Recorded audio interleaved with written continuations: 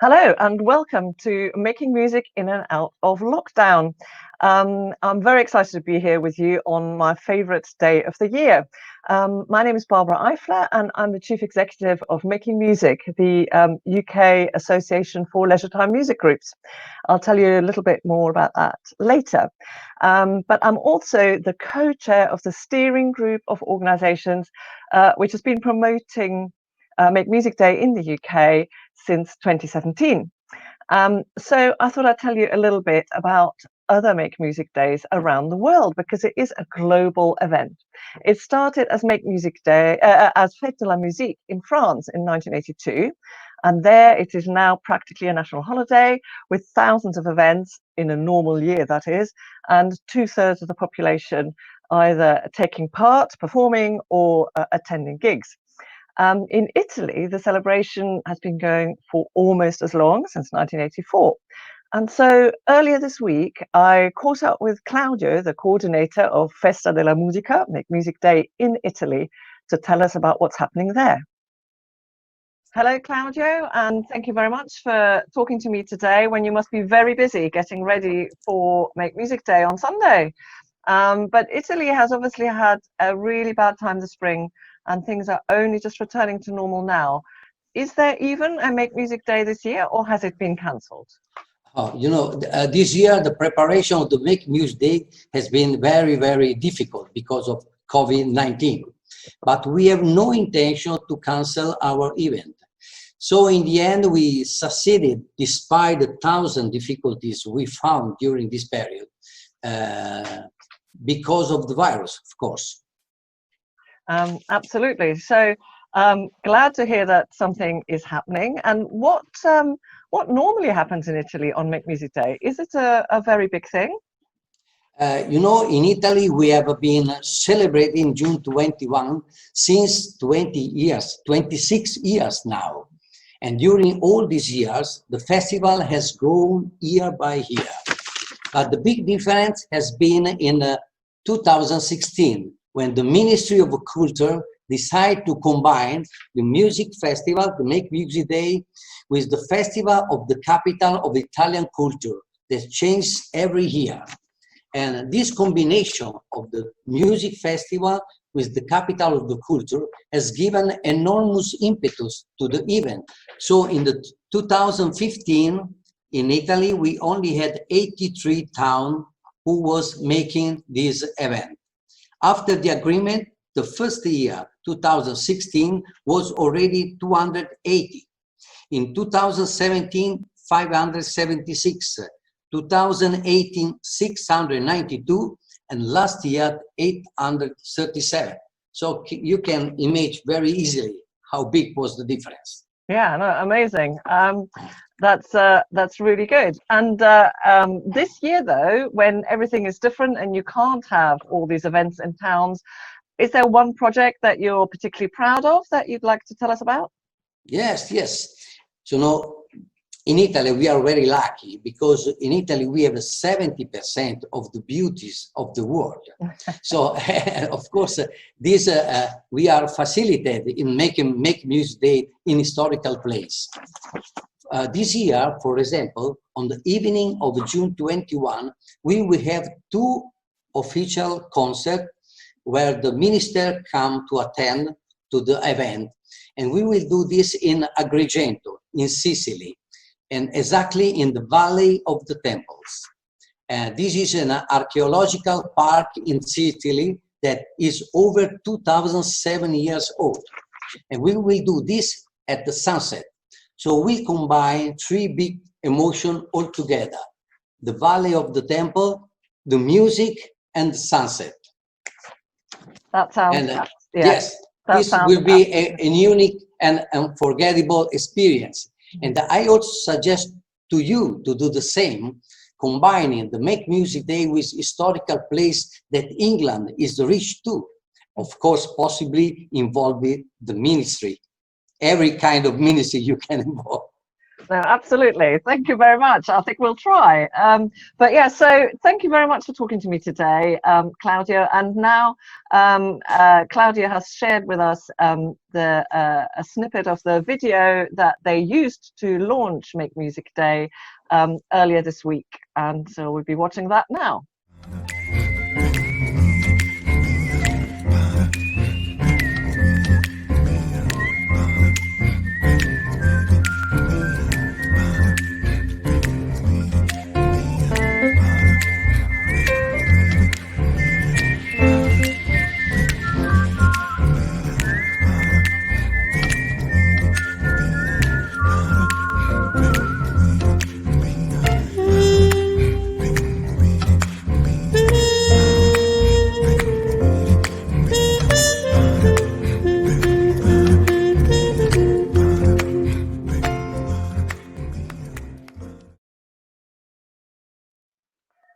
Amazing.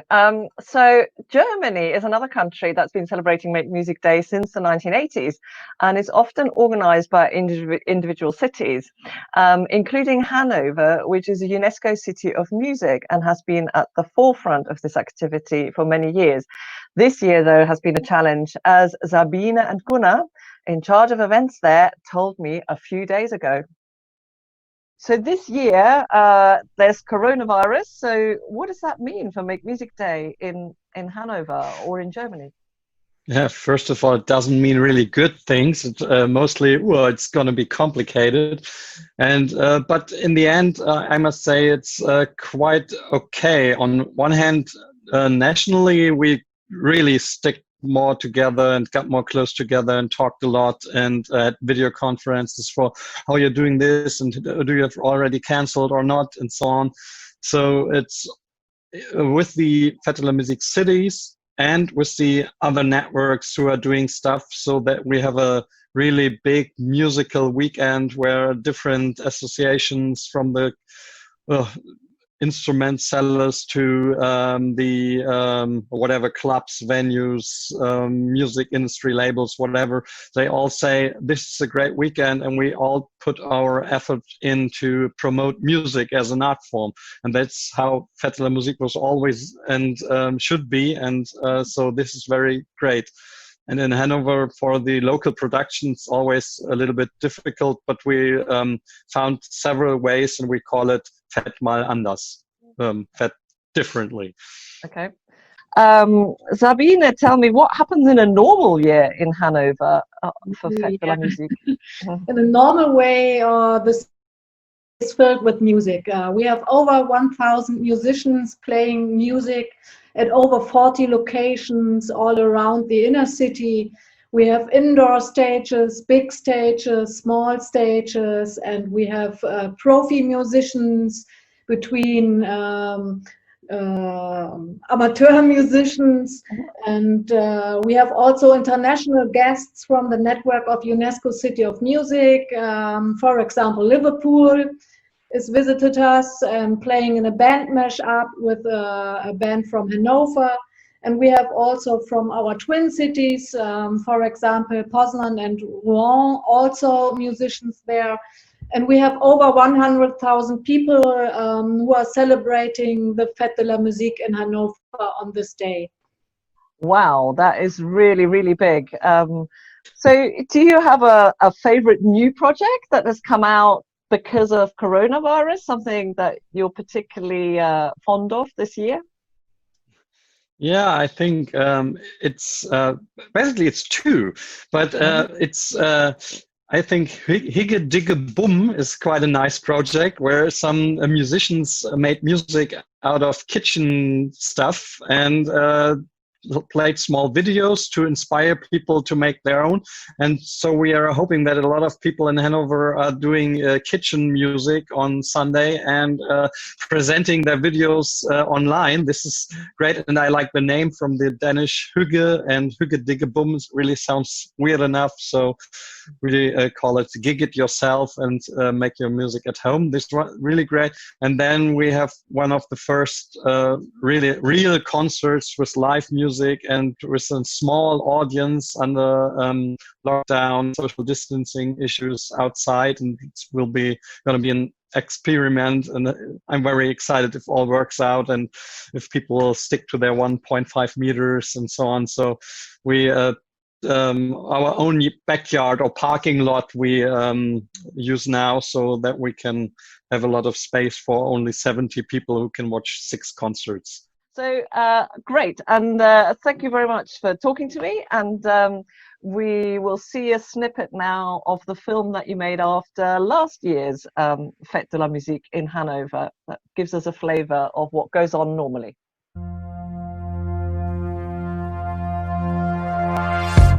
Bis einer Stunde da und wird schon wieder gehen. Gefühlt erst angekommen und du redest schon davon, wann wir uns wiedersehen. Als wäre ich ein Kind, mit dem man ab und an mal spielt. Und doch ich sag dir, was du für mich bist und was ich in dir sehe.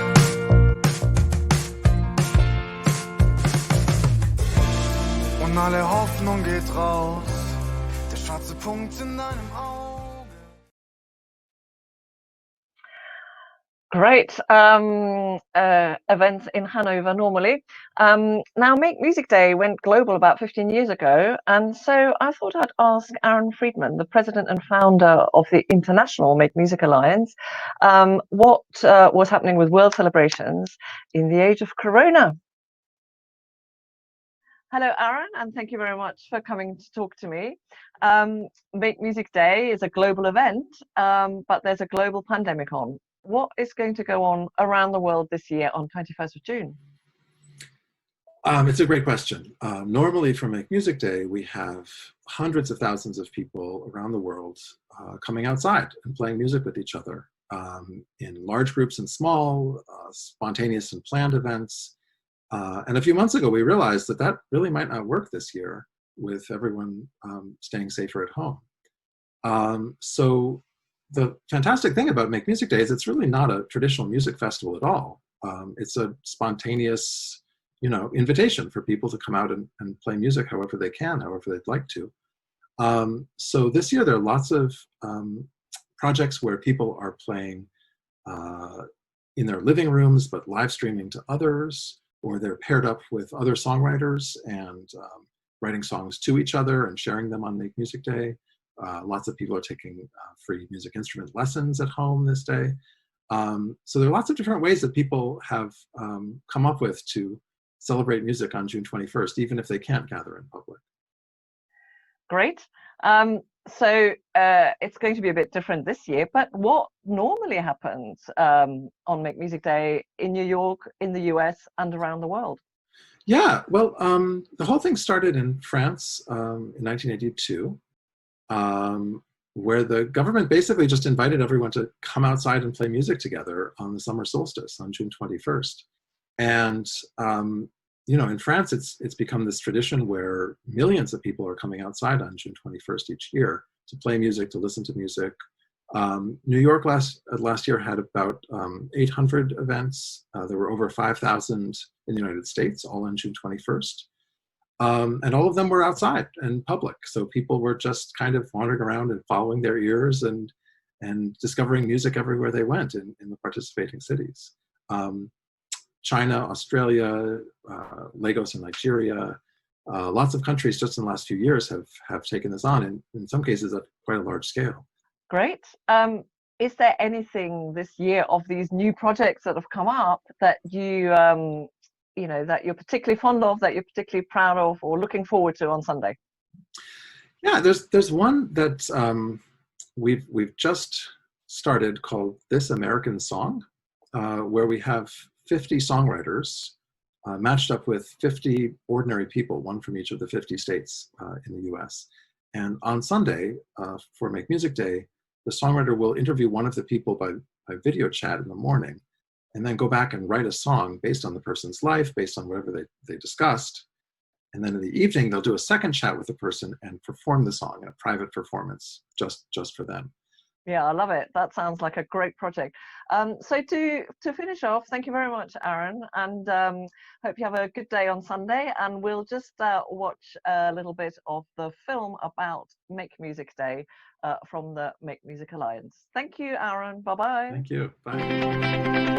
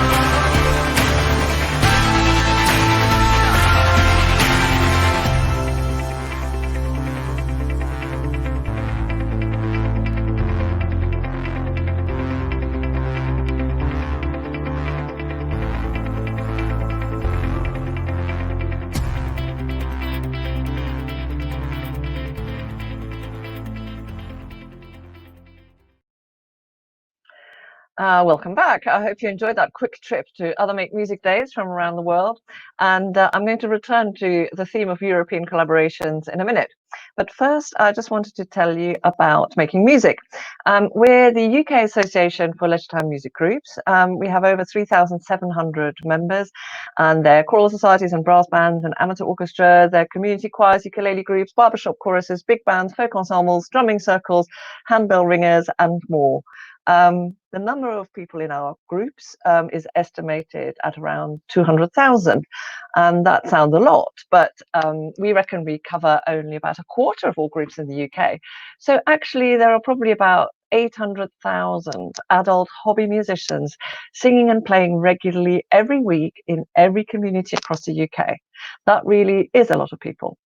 And we know that making music together is important to those hobby musicians, but that the social connections created are every bit as important. So when the lockdown arrived, it was a terrible blow to groups and participants. Many of them instantly turned to the internet. And since the end of March, we have seen Zoom rehearsals and Zoom socials, online committee meetings and workshops, email newsletters and musical quizzes and more.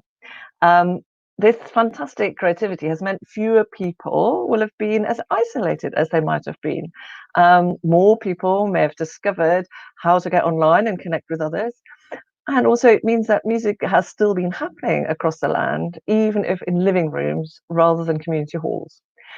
Today, therefore, I thought I'd introduce you to just 3 of Making Music's members and a little bit of what they've been up to since the end of March. So first up, I'm joined by Howard Sayer of Western Choral, based in Weston-super-Mare. Hello, Howard. Hi, Barbara. Howard, your lockdown recording that you submitted to Making Music's virtual concert series caught my eye because it's a collaboration between singers in 3 countries. Seemed very fitting for today's Global Make Music Day celebrations. What's behind that project and how did it come about? Okay, well, back in April, my other small ensemble choir, World Chorale, was due to host 2 European choirs in Weston-super-Mare. So Ateneo Chorale from Spain and Coro Leal de Camara from Portugal were coming over to join us, and we were going to perform Bob Chilcott's Nidaros Mass in St Mark's Church, Whirl, and St Matthew's Church in Stroud. Well, obviously, the trip was cancelled, much to everybody's disappointment. then, like all these other music groups, we discovered Zoom, and we decided we would try and keep in touch. And that worked out well. We got to know people. We shared a little bit of music. We tried a bit of singing, you know, with the time lag and everything else. And in the midst of that, Will Todd, the English composer, launched a new piece that he composed for our times, really, called Like a Rainbow Shining. It seemed a very accessible piece, and I shared that with the other two choirs and Western Choral, and we all decided that we would collaborate together, 4 choirs, and see what we could do with getting a performance together online. So, of course, everybody rehearses at home, sends their track in to Ellie, our sound engineer, who put the piece together, and that's what we submitted to your concert series. Great. I think it's really nice to, you know, also keep in touch with that project, even though you weren't able to meet in person. But I've seen that you've been abroad before with your choir to the US. So why is trips abroad? Why are they important, those international connections for local choirs? Well, I think I've had quite a lot of experience with school youth choirs, taking those abroad. That's where I sort of got the bug for that. And I've been MD at Western Choral for about 5 years now. And we got invited actually to see if we wanted to send any singers over. Again, there's a Will Todd connection. He was doing some music in New York, and a few of us were lucky enough to be able to go over there. We had a wonderful time musically and socially. And again, we've made a link with a church choir from Missouri. And in fact, they're now going to come back over to Weston-super-Mare, pandemic allowing, in May. And we're going to do a joint concert in Weston there. So I think it just breaks down barriers, and it's just such a positive thing to do. People always love the sort of family atmosphere you get when you go away, and sharing ideas, breaking down barriers. It's so positive. Brilliant. Thank you very much, Howard, and thank you for joining me today. We'll now hear a section from Like a Rainbow Shining by Will Todd, performed by 53 singers from the UK, Portugal and Spain during lockdown. Paint me a rainbow and hang it at your window, and always remember, together we are stronger, together we are kinder, together we are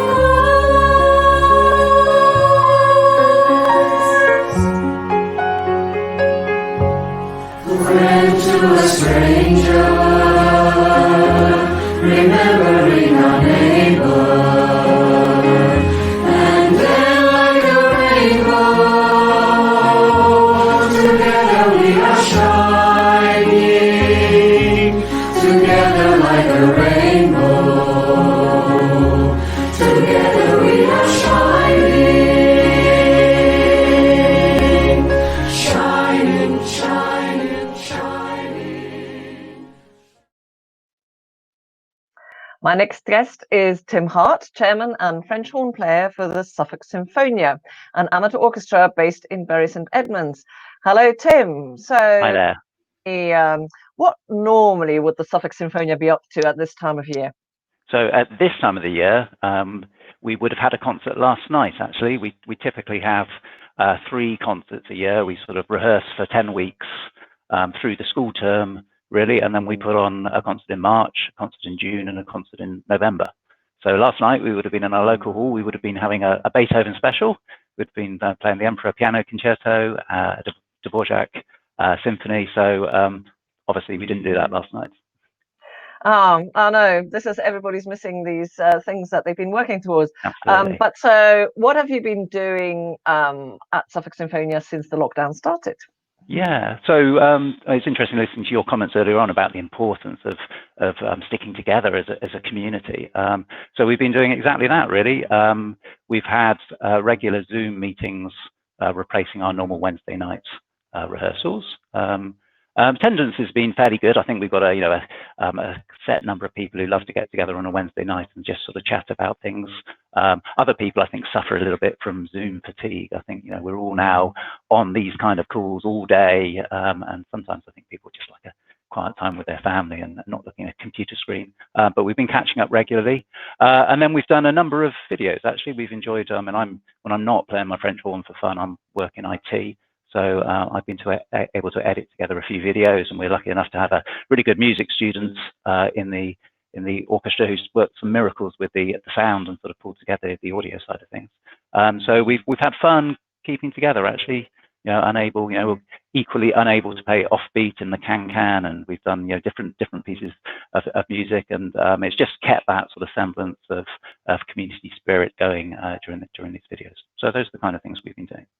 Brilliant. What do you personally miss most about meeting with the others? Yeah, the social interaction, undoubtedly. I think getting together. You obviously as musicians we get a lot out of just playing music. But I think seeing friends, catching up in the coffee break, trying not to talk too much during the rehearsals. That side of things. You realise when you miss your rehearsals how much you miss that. And even if you have a busy work and social life anyway, the rehearsals and the amateur music making is a really, really important part of all our lives, I think. That side definitely. Yeah. Thank you very much, Tim. And now we're going to hear a snippet from one of your lockdown projects, which is Nimrod from Elgar's Enigma Variations. Thank you. Thank you.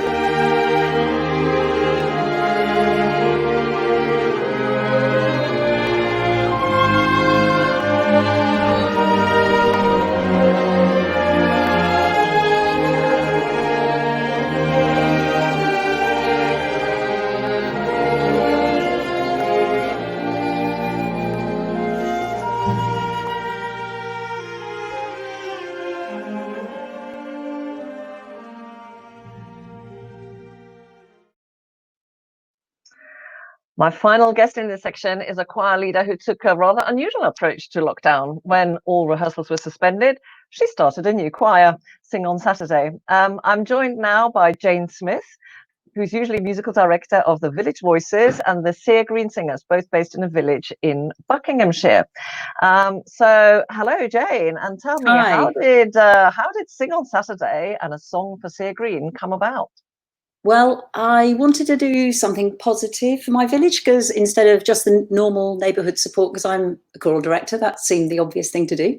And so the day after Boris announced lockdown, I started to learn how to do Zoom, and I started Sing on Saturday a few days later. And at the time, people were feeling scared and shut off, myself included. And so I generally chose songs that reflected a feeling of sort of longing, but I also mixed it up with silly songs with actions and dancing to cheer us up. And because I had lots of children in the group, because I used to be the music teacher in the village, I could say that all the silly stuff was for them, but actually the adults enjoyed being able to let off steam just as much as the children did. And then we've had people join from all over the country, because families have been using it as a way of staying connected with grandparents and aunts and uncles as far away from as Australia. And interestingly, as a professional, I've had people join who have said to me that they would never join a choir in real life because they had so many insecurities about their singing, whereas with this they could join in. As far as Sing on Saturday is concerned, we wanted a song that would speak about our particular lockdown situation, and that was particular to us. And so a friend of mine is a lyricist, and she wrote some really powerful lyrics about what it's like being behind closed doors but still connected. And they talked about the oak trees and the cherry trees, which are famous in our village. And I set the words to music, and we put it all together in a video, and people who'd never sung before sending in videos, and it shows the age range. We've got people from 2-year-olds up to 99-year-olds who've taken part. Brilliant. Tell me what normally happens in the village? What is the village, and what are your normal singers? What does a choir mean to them? It's a small village outside in Buckinghamshire, in the Chilterns, and my singers, I run 2 community choirs, a men's choir and a women's choir, and they come from all around the area in South Bucks. And we've been carrying on with rehearsals during lockdown like everybody else. We've had to adapt. We've had to match the rehearsals to the technology. So over the weeks, instead of doing our normal preparation for concerts, we've been learning easier songs so that you can sing along to tracks so you feel like you're taking part. I've done a history of music session. I've been looking at videos from when we were performing before. So we've been trying to make it something positive that would be impossible in the room.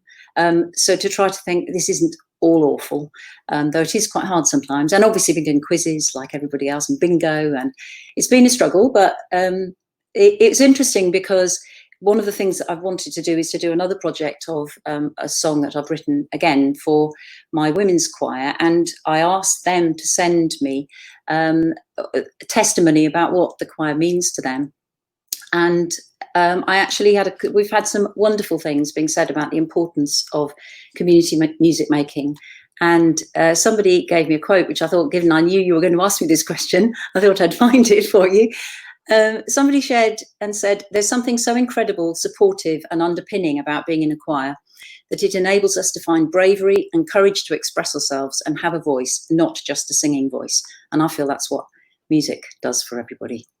Amazing. I think absolutely, totally agree. And so now we're going to hear the very end of a song for Sea Green, performed at home during the lockdown by 72 singers from Sea Green and around the UK. Thank you. Thank you. There'll be a time when we'll embrace again. There'll be a time when we'll come through.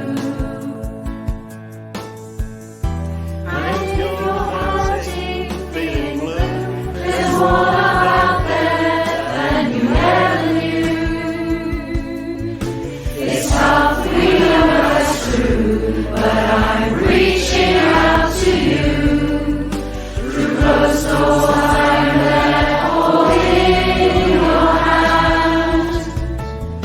You may be on your own, but you'll never be alone. Apart, but strong together, we will stand.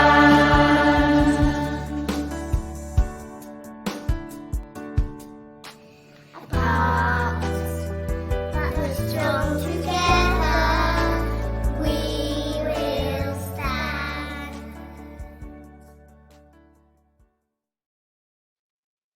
What a moving project that was. And now I come to the final section of this, and I will talk about the special project Making Music Commission for Make Music Day this year. So at Making Music, we've been enthusiastic about Make Music Day since we first found out about it, because we think it's a fantastic opportunity to showcase the amazing range of leisure time music activity in each and every community of the UK. And very often that activity and that talent is hidden away in local halls and churches, and not enough people know about it. On normal Make Music Days, therefore, they are an opportunity to take that music out into the streets, into the public sphere, and have more people find out about it during the course of their day, stumbling across it, and hopefully feeling encouraged by what they hear to take up singing or playing themselves, or to come to their local band's next concert. So on past Make Music Days, Making Music has created actual physical showcase events for members in England, Scotland, Wales and Northern Ireland. But obviously this year that wasn't possible. So instead, we asked Baz Chapman and Ulla Weber to create a special version of the Make Music Day anthem, Bring Me Sunshine, which everybody could take part in, whatever their level of experience, instrument or voice. So they're joining me now to tell me a little bit more about the making of this large project in the space of, it seems, no time at all. So hello. Hello. Hi. So Baz, to come first, this was a project needing a lot of arranging. What is your background and how did you go about tackling this? Gosh, I've been arranging music since I was at primary school. But in more recent years, I've written and arranged mainly for choirs and singing groups. So that's really where I started with this, with Bring Me Sunshine. A relatively straightforward choral arrangement to make it easy to learn, but also, you know, Bring Me Sunshine is such a great song. You kind of don't need to mess around very much with it for it to sound good. Then from that came the really interesting challenge of creating a flexible ensemble without knowing necessarily what instruments we would get. And Making Music's membership is so diverse, we had to write for pretty much any instrument. So I think we produced 64 parts in the end.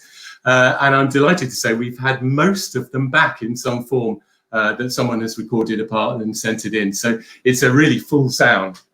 Wow, brilliant. And Ulla, as the vocal leader, I can tell that you've done this sort of thing before, inspiring and teaching people a lot, you know, of all abilities. So what do you normally do? And what is the secret to getting everyone singing? Well, I used to be a primary school teacher, but for the sort of past 15 years or more, I've been a freelance conductor, a workshop leader, and a teacher trainer. I work with lots of organisations, but particularly Ex Cathedra, the CBSO, and Sing for Pleasure. And I currently conduct 5 choirs. All of these choirs are going in some way in the virtual world. Most of the choirs I work with are community or non-auditioned choirs. And I find that the secret to getting people to sing, whether that's children or adults, is to make everyone believe that they can do it. So it doesn't matter how complex the piece might be, if you break it down into achievable chunks, there's a huge sense of satisfaction once you've then kind of jigsawed all of that together. And a huge part of that process is trust. So if your choir trusts you, then I really believe it can achieve anything. Brilliant. Yeah, no, I agree. And I've seen you in action. You're very impressive. You made me sing anyway. So now, Baz, you also took on the massive task of mixing the sound from 199 submissions. So have you recovered yet? I have. I'm not sure my computer has. It had steam coming out of it at one point when it was trying to deal with so many gigabytes of stuff. But anyone who's done any audio mixing for these virtual music groups will know what a painstaking task it is. Making sure that all of the tracks are aligned in the right way, that you've cut out all the background noise, and that the balance is right. So you've got everyone's sort of at the right volume and you can hear a nice range. But what's been really exciting about this has been the amazing range of submissions we've had. So it's not just full symphony, orchestra and choir. There are 2 banjos in there. There's a harmonica. There are more unusual orchestral instruments as well. Cor anglais, 3 bass clarinets, 2 flugelhorns, a baritone. And the choir is really nicely balanced, actually, wasn't it? It is actually, and it was really lovely to have so many young voices in there. There was a one particular youth choir, around about 20 or so. So it just gave that vibrancy to the tune. Yeah, it's great. It's I think it's come out sounding really rich, and to think that people all around the country have been practicing and sending all of that stuff in. So we'd like to say a massive thank you to all of you who did that, and also to yourself, Barbara, and your team who've worked so brilliantly to get all of this to come together. Well, no, thank you. And also thank you here. A big shout out to Peter Baumann, who created the video and managed somehow to feature every single contributor in the space of only about 3 minutes. You know, that is just awesome. So thank you very much for coming to talk to me. And I think now maybe the moment that we've been waiting for, the launch of Making Music's special lockdown Make Music Day project, the virtual choir and ensemble Bring Me Sunshine, as performed by 199 Making Music members from across the UK. So enjoy the performance and enjoy the rest of Make Music Day 2020. Goodbye.